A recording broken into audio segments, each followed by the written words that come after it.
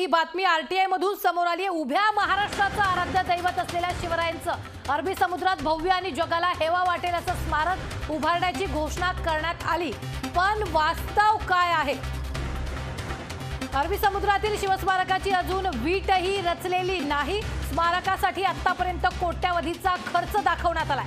आरटीआयच्या माध्यमातून हे समोर आलेलं आहे। ही माहिती आरटीआयच्या माध्यमातून समोर आलेली आहे। स्मारकासाठी 2014 ते 19 दरम्यान 25.73 कोटी रुपये खर्च झाल्याचं आरटीआयच्या माहितीतून समोर आलंय।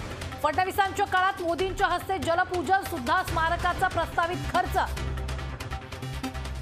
2581 कोटींवरून 3643 कोटींवर पोहोचलाय।